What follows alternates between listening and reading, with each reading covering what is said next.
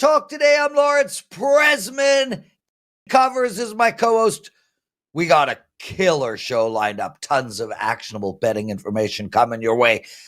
Andy Lang will be joining us right off the bat. He's got a couple of NFL bets for you. One on Russell Wilson, the second on Sam Darnold, and he threw in a bonus play in the NBA. Gianni after that. He's going to do a deep dive into the Buffalo-Kansas City game, probably the most watched game this weekend. I mean, it's going to be close. Pittsburgh and Baltimore is another big one. And he's also got a bet for us on the Oliveira Chandler fight. Teddy, what's your big game breakdown? Big game breakdown. We'll go to the NFL and talk the Bears and the Packers. And in What Bettors Learn, we're going to talk about the type of teams we should be focusing on in order to ride long term. So the Loaded Friday edition, Prez, let's get right into it. Yeah, and we're going to end the show with Dave Mason.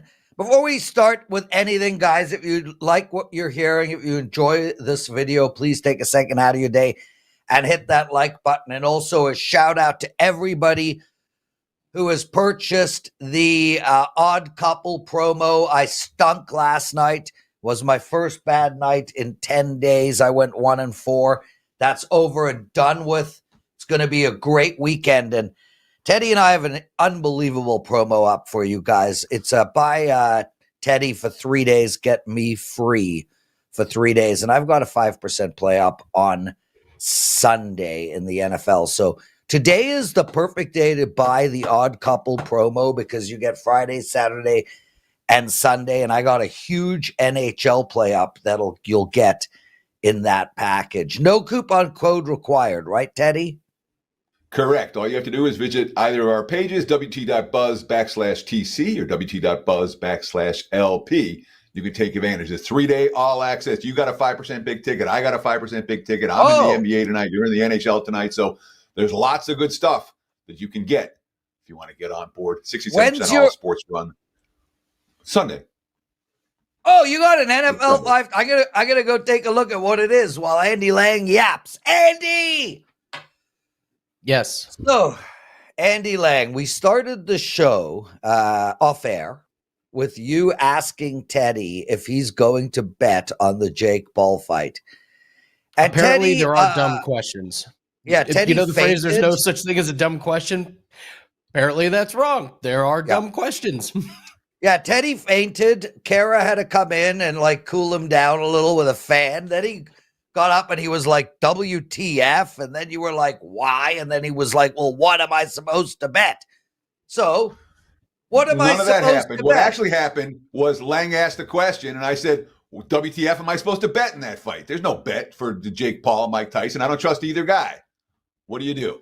Are you betting the fight? Andy. I am not. I was leaning Jake Paul, so, but if you're not betting it, I'm going to bet it. I don't know anything about fighting. It was an innocent question. I didn't attack you. I didn't insult you. It was an innocent question. I'm sorry, Teddy. Eddie, get out of here with that dumbass question. Okay, brother. So, Gianni's going to take apart the Kansas City Buffalo game. You've got a bet for us on the Pittsburgh Baltimore game. I am 100% aligned on this bet. Tell everybody what it is and why. Fade the Ravens secondary. Let's take Russell Wilson over 225.5 yards passing. This Ravens team allows 295 yards passing per game, 313 over the last 3 games. 8 out of 10 quarterbacks have gone over this total. And now Najee Harris is a little bit banged up. I know he practiced in full, but I watched that game last week and he was not 100%. This Ravens is the number 1 rush defense in the league. We know how to attack the Ravens, and that's through the air. I would expect big games from Jalen Warden catching the ball out of the backfield. Ravens struggle against tight ends. They struggle against wide receivers. So let's just go to Russell Wilson and have him throwing the ball all over the place. I'm not really sure how many times Najee's going to run the ball. I'm not really sure how many times Warren's going to run the ball if they just don't have success. And if Russell Wilson gets off to a good start in the first quarter, I think this is just throw. So I will continue to fade the Baltimore Ravens secondary. Now, we saw Joe Burrow light him up, obviously, last week on Thursday night. Does the extra prep time matter at all? Does the fact that Baltimore brought in another defensive assistant matter at all? I mean, the Ravens, in theory, should be better this week defensively than they were a week ago.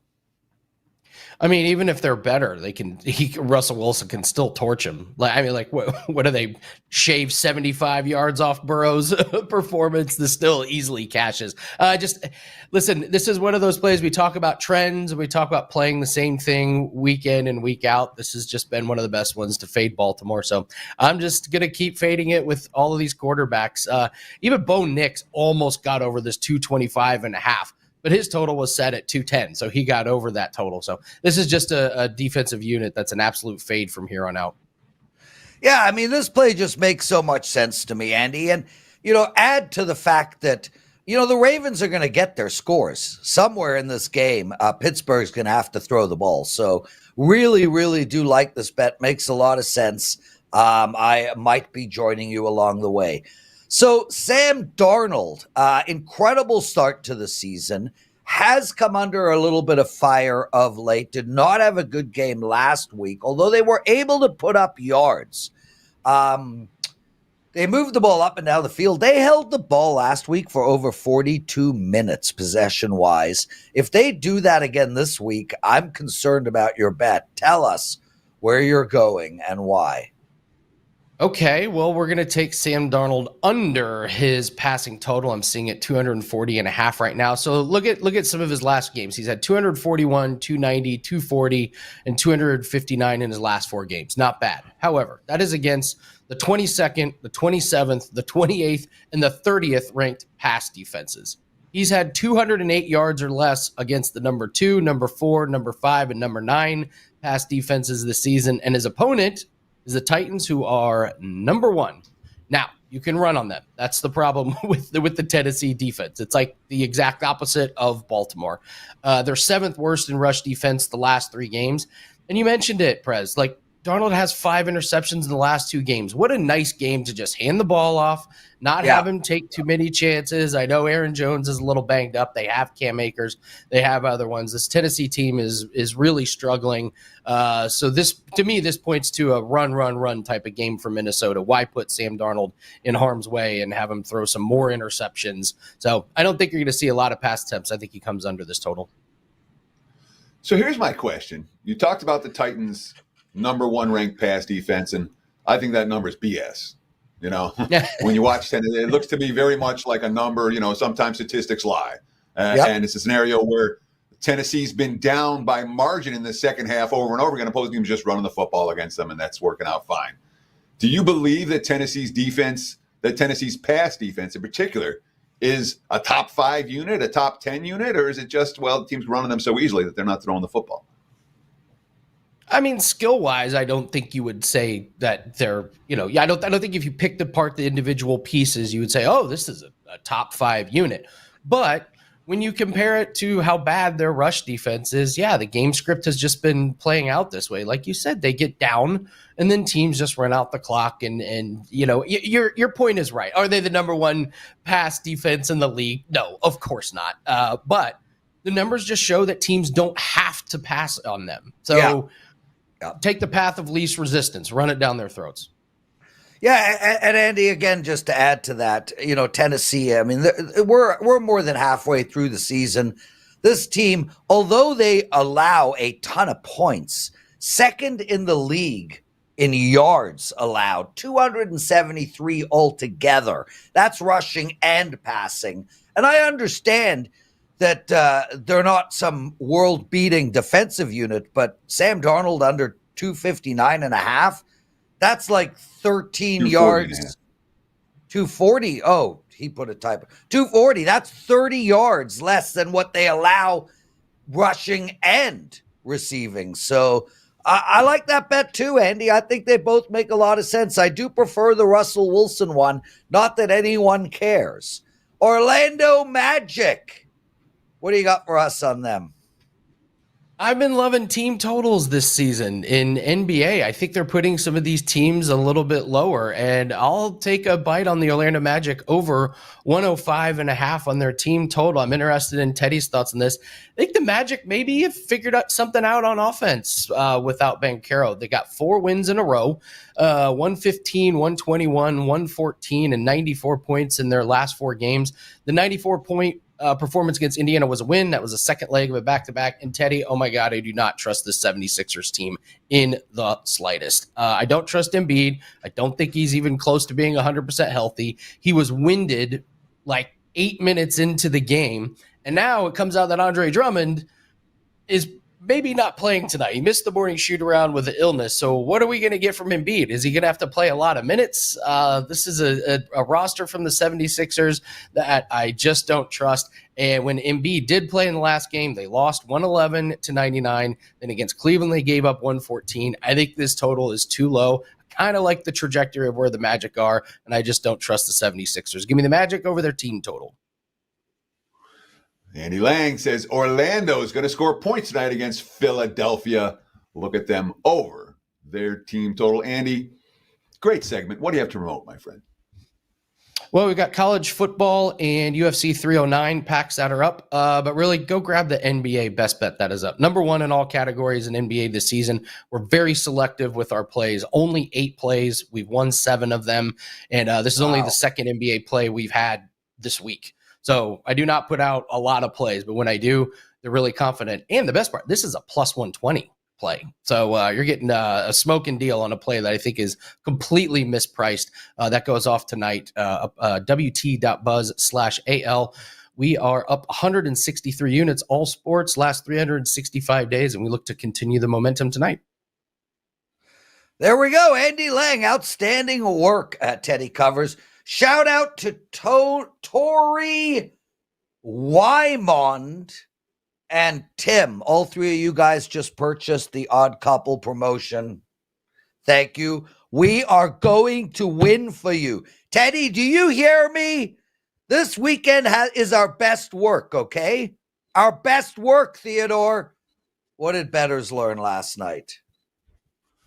So, admittedly, I wrote this when the Commanders were winning the game, not in the second half.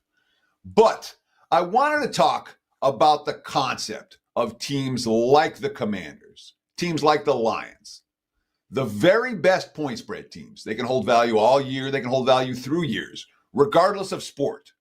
What are those teams? It's real simple. Teams going from bad to good. That's what it takes.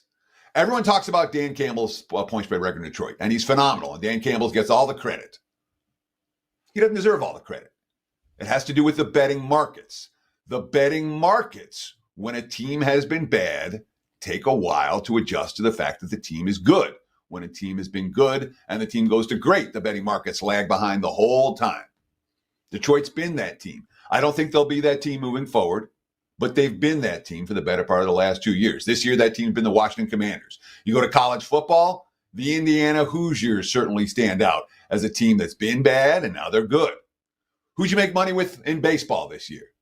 Detroit, Cleveland, KC, the Mets, all top 5. All of them were sub 500 teams in 2023 and playoff teams in 2024. The best point spread teams in the NBA last year, Orlando, Oklahoma City, Houston, all top 5, all in the same process, going from bad to good, going from pretty good to excellent, from low or no expectations into contenders. We're seeing it across sports. If there's one piece of advice I can give you, look for teams going from bad to good. And when you find them, ride them till the wheels fall off. That stood out to me last night, Lawrence. Back to you, my friend. Yeah, Teddy, I had the over in last night's game, and I knew that was a loser. The second the idiot Elliott guy missed the field goal. Last weekend, I lost 2 games by missed field goals, and as soon as he missed it, I was like, bad night a-coming, and a bad night a-came. Gianni, the Greek, joining us. My friend, how you been, brother? How are you? Never better, Prez. Never better. Really busy, and right now my computer's acting up, so I'm gonna have to go blind without anything to look at. But I remember everything, so we're okay. Big weekend. Jake Paul fight tonight with Mike Tyson. Everyone's excited about that. Brings the bettors out. Are you UFC betting it? 309. Oh, absolutely. In fact, I swear to you, this is a cash bet for me. I'm going to the bank right after this because I'm betting this one at the window. This is worth getting paid at the window for me. I don't want to get piss off people with account. No. You got no. I can't share that here. People already paid for it. I can't do it. They'd get pissed. They'd get pissed. This is a big bet for me. It's a big bet. Oh, Teddy, I'm going to go look right now. Teddy, you get some info out of him. I can look. I won't say it. But it's not in there yet. It's not in there yet. Until I get to the window with my cash bet. My players will get it as I get to the window. Are you gonna text me it? 110%, sir. 110%.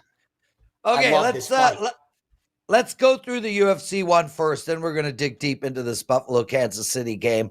Chandler fighting Oliveira on Saturday. You don't think this fight's going to last very long. Tell us why. No, 7.5 minutes is an eternity for these two guys. I mean, they realize they don't get paid by the hour, so they're in there to get out of there as quickly as possible.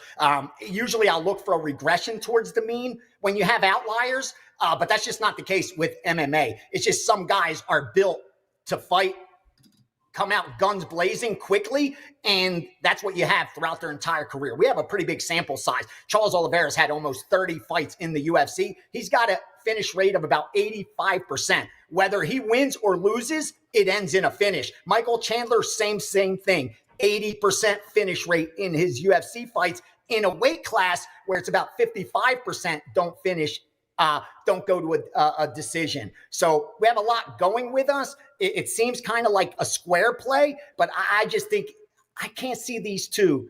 And I'm not an X's and O guy, but just everything I see, they have a negative strike differential, which means they get hit a lot. So even though they throw a lot of offense, defensively, they're just not sound. So I think there'll be a lot of opportunities for a finish. Either guy could knock the other out. Either guy could submit. Like, there's a lot of paths to finish each other. We already saw this fight take place once, and it was complete chaos. I don't think that changes. Go under 1.5. It's good up until 150. 6 out of 10 times easily finishes in less than 7.5 minutes. Again, I'm a guy who regresses to the mean, but these two guys just will not regress. They're outliers. They're finishers, and I think that happens again Saturday night at Madison Square Garden. Oliveira Chandler under 1.5 rounds, says Gianni the Greek. Johnny, anything else stand out to you for UFC this weekend? What are you betting? What are you hearing? Et cetera, et cetera.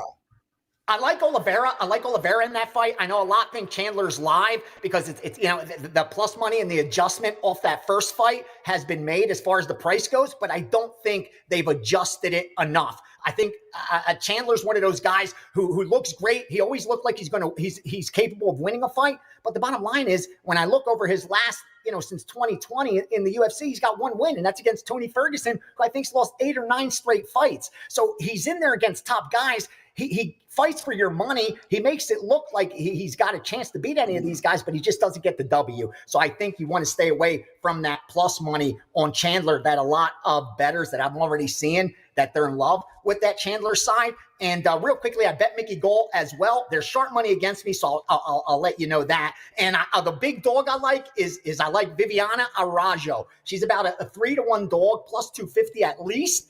Karine Silva's got the age advantage, but I think a little too much hype too early. You're paying a huge premium for Karine Silva's run, and I don't think she should be a 3-1 favorite over someone as dangerous as Viviana Araújo. So look to Viviana Araújo, look to Mickey Gall. Again, I can tell you sharp money's against me there, and look to Oliveira and the under. That should make you some money on Saturday night. There you go. And we got a bunch of people that want to follow you to the window. So what time and where should they meet you? I swear to you, I'm going right to the bank because when you pick up a pass, you got to tell them, over 10 grand so they get it ready for you. So I got a 10 o'clock appointment at the bank. I will be at the sportsbook by 10:30, 11 at the latest. So by 1 p.m. Eastern, that play will be in the system, and I will have my ticket in hand by 11 a.m. Pacific time. 1 p.m. PST, everybody, not 1 p.m. Eastern. Gianni, Yes, sir. Kansas City, Buffalo. I mean, this is a big game, and we see this every single year. Like clockwork, Buffalo wins in the regular season and loses in the playoffs. Is it going to go down the same way in this one? I think it changes, Prez, and I really wanted to get into the NFL because we've really been heating up there. I have a big 5% on Sunday. I think now 6-1-1 or 7-1-1 on those. I is it up? I want to go look. It's already up. Go look. It's already up. I fired it, Prez, I think Monday right away. I was not going to wait on it there. Congrats. Sorry to interrupt. Congrats on your Miami one. Great 5% bet last week, brother. Nice bet, right? I like this one as well. Yeah. I do. I have a nice 5% in the NFL, and I got a card I really like in the NFL. And Kansas City's already a 4% play. Hopefully, it's also available for a Wong teaser come Sunday. Go to make sure you don't forget last call. I gave 3 Wong teasers on Sunday, 3-0. It's Wong teaser 2.0, the Greek style Wong teaser. You'll get them again on Sunday. But here's the bottom line with Buffalo and Kansas City. Kansas City's just a better team. Power rating wise, they're better on a neutral field. Obviously, you got to factor in a little bit home field advantage. But when you look at the series between these two, it hasn't really mattered all that much. Coupled with passing success rate, you have Mahomes still top 5. That's one of the highest correlations to winning. And surprisingly, when you look at the Buffalo quarterback, you would think Allen's like a top 5 guy, top 10 guy. He's not this year. In fact, he's barely top 15 in passing success rate. And then finally, I got the number 1 defense, about 3 points better than your NFL average. And I think that's enough to slow down this Buffalo Bills team. And in the end, I just think they choke. They always find a way to lose the big games. I've had futures on them. I believed in them in the past and faded Kansas City, and it's always cost me. And I'm not going to do it. I will take the square side. We're going to hear all week about Mahomes is a dog, Kansas City is a dog, and it's the square side. And they're still going to go out there in Buffalo on Sunday and beat the Buffalo Bills. Teddy, I'll throw Gianni to you in a second. I'll throw. I just wanted to say, I checked Gianni's 5% play. Yes, Boom. yes. Haven't checked the Prez address yet. I wait till Friday to do that, usually tonight, because I go into my NFL again. And I don't want to be biased. I don't like to be biased until I have all my selections, side and totals, and then I start looking at what other people I respect like. So that gets tonight. The craziest thing is, sorry, Teddy, the craziest thing with the NFL presidential address is people say, oh my God, that was so informative. And then another person, oh my God, that was so entertaining. I was told that this was the most entertaining of the year. And for me, I take more pleasure in it being the most entertaining than the most informative. I want it to be Could not entertaining. agree more. Teddy, go. Sorry. So, Gianni, let's talk about the rest of the NFL card. What are you seeing? What are you hearing? What are you betting? All right, here's what I can tell you so far. Really sharp money came in on the Browns and the over against the Saints. A lot of sharp money on the Browns and the over. The Lions, I was surprised that the Lions got bet, Teddy. The look ahead was 10.5. They brought it out at 12. It got up to like 12.5, 13. I thought that was it. It's over. Whoever got down, got down. That wasn't the case. I had a group that wanted me to lay up to 13.5. In fact, when I couldn't get a lot down, they said, take the 14 at that point. So they like this Detroit team, and I always expect them to like more regress because they just seem like their analytics are so off the chart. You expect them to come back down to earth, but wise guys don't think that's going to happen. They like the Lions there. They like the under as well, but it's the Trevor Lawrence situation. Seahawks at 7. Every 7 they want to take over the 49ers. That's why that line's no longer available. The Broncos all the way up to that key. Before the key number, they laid all the way up to 2.5. I told you about the Chiefs. And over, Bengals, Chargers, over. The look ahead was 42 and 43. So you don't think they're going to take a number that far, after it moves to 45, 46, or 47. That's exactly what they did. After the adjustment of 4 or 5 points, they still went over 46, 46.5, and 47 on the Bengals, Chargers. That's also a 4% play in my package. I got a good NFL card this week. I really like it. But those are some of the sharper plays that I've seen so far. So, Gianni, I specifically want to ask you about this game and this bet, because one of the things that you've done over the, you work for you move for some of the biggest betting groups, and we tend to assume that they get just about everything right. You told us that they asked you to lay 14 with Detroit. Why would they ask you to do that early in the week? Detroit's back down to 13.5. Does that happen a lot? Does that happen once in a No. while? Tell me about it. Very rare, Teddy. Great point. Because usually when that happens, it's either a different group will come in and take the other side. Like when I see a -10 and someone lays the -12, and then I see 14 and a half or something, I always expect another group to come in and take the dog in the NFL, because that's just too big of a movement. Someone's going to see value on the other side, unless it's like a huge injury or something like that. But I think this line just started moving so quickly with almost no resistance, when there was a little bit of resistance, because it got up to 12 and a half, then dropped back to 11 and a half, and it got hit again. And then even when the limits went up, like it kept getting hit. And then that's when I was like, you can't find enough on 13 and a half, lay the 14. And that's rare, like you said, to happen. But it's a zero-sum game. So these guys aren't working together. And when they're pretty sure that another group's going to get out ahead of them, they'll do something like that. Because, again, they're not working together. So their number has to be well over 2 touchdowns. Because, again, the look ahead was 4 points less. And now they're willing to lay. Again, it's not a key number, but it matters. 14 matters more than 13 and a half. So, yeah, those are surprising to me. And those are one of those where I'm like, it's favored or pass. Like this, they like to lay that big of a number. It's got to be favored or pass for me. The look-ahead line was based when Trevor Lawrence was still QB.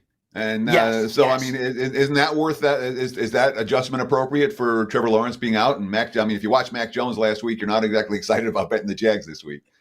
No, and usually that's exactly what you would do. You would wait and see the overreaction, and the market would overreact and think he's worth more than he is, and then they would come in after the public bets it up on Sunday and take some of that dog money. But that just hasn't happened. Unless Sunday you see this line go down to 12 and a half, then you'll see that it was huge disagreement. Otherwise, again, it's one of those games where tried to get ahead of the injury, just kept betting it. I think not sure where that it was almost like kind of like with Bitcoin. Once it broke its high, people don't know. Is it like what price is it finally going to get to? I think that was the case kind of with the 14. Who told you like 5 weeks ago that November was the month for Bitcoin? You did. Yes, you did. And once a stock, a crypto, a line gets in price discovery mode, you're just not sure where it's going to go. Like I know people that went broke trying to short it. You can't short it once it passes an all-time high, because it could go to the moon. It can go to the moon. People aren't rational. People are not rational. Gianni, so once it breaks, Gianni, we're right up against it. So I'm going to say really quick, Gianni has a 5% play in NFL. It is presidentially approved. He has a 5% play in the MMA. I got no opinion on it. Yep. Gianni, within 30 seconds, some college football, and then we got to let you go, bro. Even better, I'm giving them college basketball tonight. Actionable information. You ready? I'll give you the ones that multiple groups bet on. Here we go. Extra board games. Cal Baptist minus 15 and a half and 16. Maine +7 all the way down to +6. Regular board over 151, 152. TCU Michigan and Washington State +6, 5.5, and 5. Those are the 4 college basketball sides and totals that got hit in multiple accounts. Boom! Mic drop. Gianni the Greek, everyone. Thank you so much, brother. And make sure to text me what you're betting, because I'm going to a friend's house to watch that stupid-ass fight tonight. Teddy covers. We just made a couple of more odd couple sales. Thank you, guys. Great promotion going on. Buy 3 days of Teddy, get 3 days of me for free. We both have a 5% play on Sunday as well. I got 5 college football plays up for tomorrow. Great day to take advantage of that odd couple promo. 14 minutes until the daily presidential address. Teddy covers. It's time for your big game breakdown. Big game breakdown. And this is something I don't do a lot. A team that I supported last week that I lost with. Well, I'm flipping. I'm going to fade them here. And there's ample reasons why. Let's talk about Green Bay and Chicago. Right now, look at the WagerTalk free live odds screen. Packers 5.5 at most books. You can find 5s, you can find 6s. We got bet on versus bet against pretty clearly in this one. Obviously, Chicago's had their fair share of struggles in recent games. I don't know that everyone knows how bad it's been. All right, we're talking about a team, 11 offensive linemen that take at least 20 snaps for the Bears this season. That's tied for most in the league. Last week, basically their entire starting offensive line hurt. They had 6 linemen play, and the offense didn't work for the 3rd straight game. 3 points against New England. That offensive line will continue to be a problem for Chicago until proven otherwise. And when we look at the Bears offense the last 3 weeks, remember, they were shut down completely against Washington for 3 quarters and then found a little momentum in the 4th and then had the game taken away from them in the Hail Mary. They were shut down completely the next week, and they were shut down completely last week. They had a no-show game in Arizona and then another no-show game in New England. That was supposed to be their get-right spot. The OC's been fired. Caleb Williams has been under incredible pressure. The receiving core hasn't stepped up. And these aren't problems that feel like they're about to be solved. With Matt Eberflus clearly on the hottest seat, as hot a seat as there is in the NFL right now. No one expects him to be back. I don't think the players expect him to be back. So we have a Bears team that's worthy of a fade. It's not just Caleb Williams struggling. It's all over for Chicago. In terms of all over the on both sides of the field. I think it's all over for their season as well, but it's certainly all over when it comes in terms of where the Bears' problems are. It's not just a rookie QB. Green Bay owns Chicago at Soldier Field, all right? They've won their last 5. They've won, 9 of the last 10. All the last 5 wins have come by a touchdown or more. They'll have as many fans as the Bears will in this game. And we've got the Packers in what I consider to be a pretty strong bet-on spot. They're off a loss to a divisional rival that they played poorly against Detroit and a bye week. Hungry, rested, and ready. Can the Pack win this game by a touchdown plus? I think they can. I think they will. If I'm playing, I'm laying. Give me the Packers minus the points. And listen, really important. We appreciate the likes very much. We appreciate the follows very much. We appreciate the comments very much. Thank you for your contributions to making our content as good as you can find on the internet. Prez, back to you, my friend. Oh, I just got Gianni's bet. Woohoo! Okay. Teddy covers, my man. I agree with you on the Pack. I'm feeling it today. I rode 20K today. I hit a personal best. I'm feeling it. Dave Mason joining us.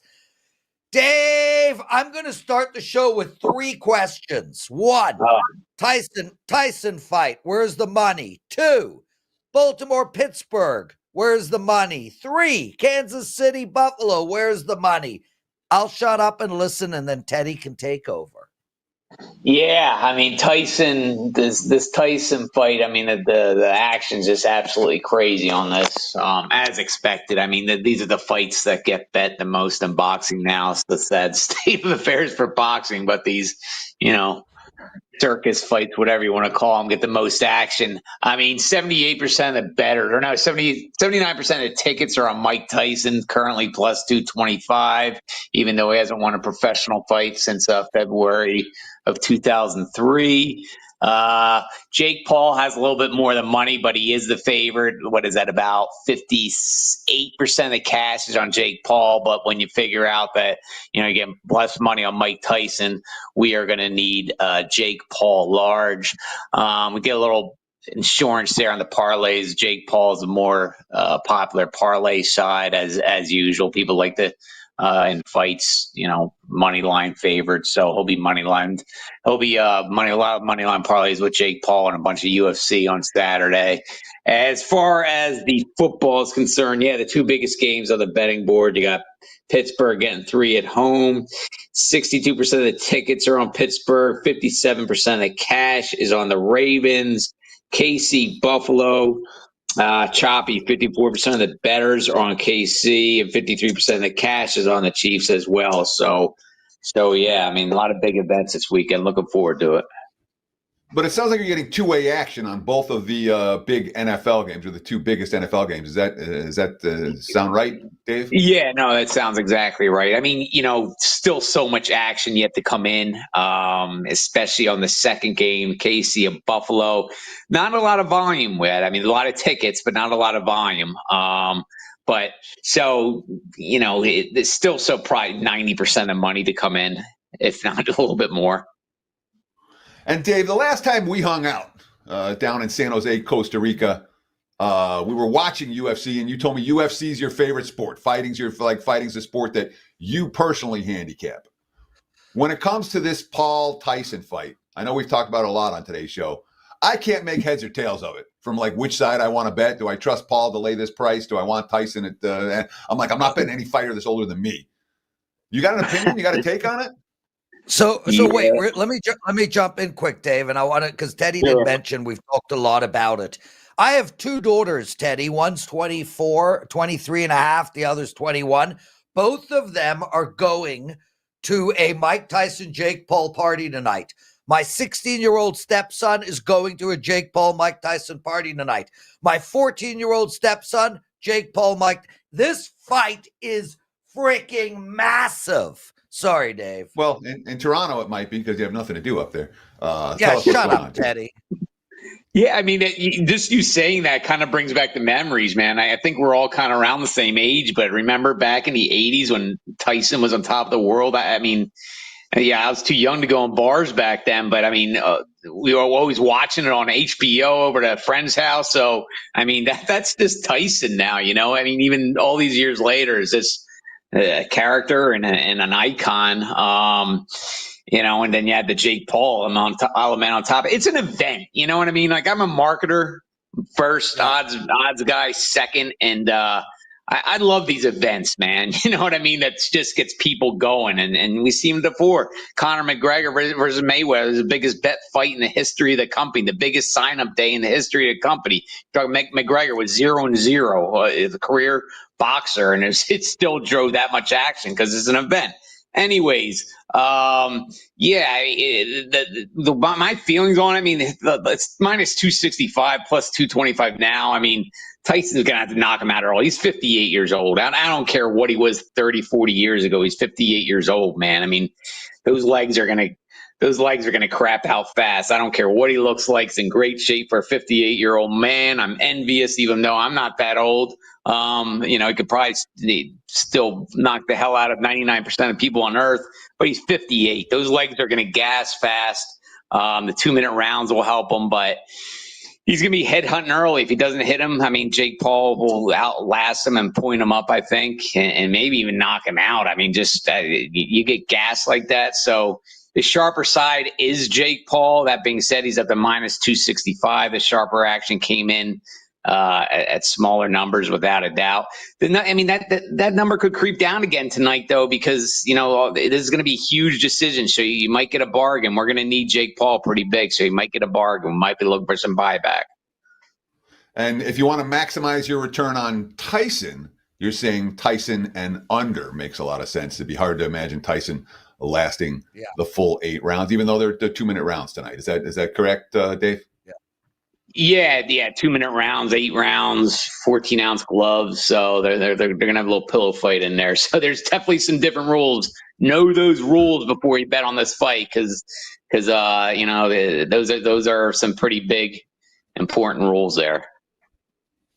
We've got just a few minutes left with Dave Mason from betonline.ag at Dave Mason BOL on X. Dave, let's talk. We talked the 2 big NFL games. Let's talk the rest of the NFL card. Tell me what games on all the parlays this week, who's the public in love with, and anything stand out in terms of who the wise guys have been pounding. Yeah, let me throw you some sharps out there real quick. Got Bears +6, Patriots +5, Jags +14 in the hook, Raiders +8, a little bit on that. Broncos -2, then 2-way on Jets, Colts. Jets -3, Colts +4. As far as popular bets of tickets, 83% on the Packers, but 63% on the Browns, 63% on the Rams. 62% of tickets, once again, is on Pittsburgh. Of course, the cash is the other way. Detroit, 74% of the bettors are on Detroit. Minnesota, 67%. Indy, 75%. And Houston, 76% of the tickets are on Houston at Dallas. Strong info, as always, from Dave Mason. We love having him on every Friday. Dave, before we let you go, let's talk a little college football. Again, the same basic question. Who do the Sharps love this week? What games on all the parlay cards? Who's the public in love with? And anything stand out to you for college football this weekend, tonight? And as far as sharp, as usual, there's absolutely a ton. UTSA tonight +1.5. Arizona pick. Georgia Southern -7. Florida International. No, Florida. Sorry, Atlantic +2.5. ODU +3.5. Charlotte +3. Louisiana Tech +13.5 or better. New Mexico +12.5. WVU +2.5 or better. Florida International +14. Whiskey. What is that? Not sure. Actually, disregard that one. Nebraska +9, Arizona State 9 or better, and two-way on Tennessee, Georgia. Tennessee +11, Georgia -9.5. As far as lopsided, not a lot of lopsided yet on the big buying game. 63% on the tickets on Texas -11.5. 66% tickets on Tennessee. LSU is getting 71% of the bettors. 78% on Oregon at Whiskey, and then 73% on Nebraska. So those are the most lopsided bet counts, but still so much action yet to come in. The Huskers, a popular dog on Saturday in Los Angeles. Dave Mason, thank you so much for joining us. Tell us what's going on at betonline.ag this weekend.